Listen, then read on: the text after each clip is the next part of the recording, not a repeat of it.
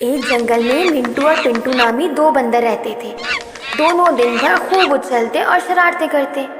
मिंटू आदत का अच्छा और रहम दिल था, जबकि पिंटू रसीला और मशहूर तबीयत का मालिक था।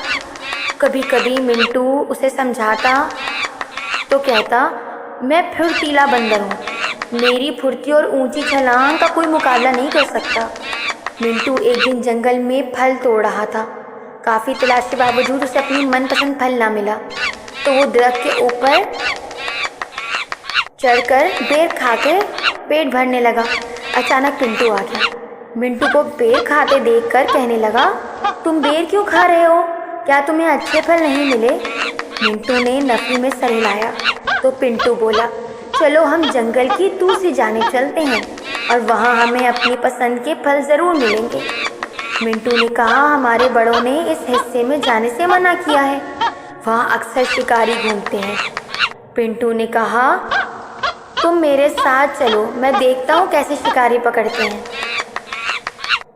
मिंटू मजबूर होकर पिंटू के साथ चल पड़ा। जंगल के इस हिस्से में इन्हें फलों से लदे हुए दरख्त मिले। मिंटू ने कुछ फल खाए और पिंटू से कहा, चलो अब हम वापस चलते हैं। पिंटू ने कहा, मैं तो ऐसे यहाँ घूमूंगा और सैर करूँगा। ये कहते ही पिंटू ने छलांग लगाई और दरख्त के ऊपर चढ़कर एक शाख पकड़ के झूलने लगा। कुछ देर बाद इन्हें दरख्त के पीछे एक थाम में फल देखकर पिंटू की राल टपकने लगी। वो जैसे ही फल की तरफ लपका तो मिंटू बोला, पिंटू मुझे खतरे की बू आ रही है, तुम वहाँ ना जाओ। पिंटू ने इसकी बात ना सुनी और नीचे छलांग लगा दी। और जैसे ही पिंटू ने थाल में से फल उठाया, एक जाल कहीं से आकर जिसमें वो फंस गया।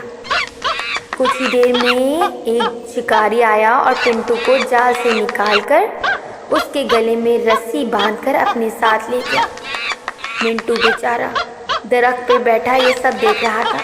वो अपने दोस्त को बचाने के लिए कुछ नहीं कर सका। इसे ख्याल आया कि इनके बुजुर्ग कहते हैं कि बेटा, बड़ा बोल आगे आता है। पिंटू के साथ भी यही हुआ।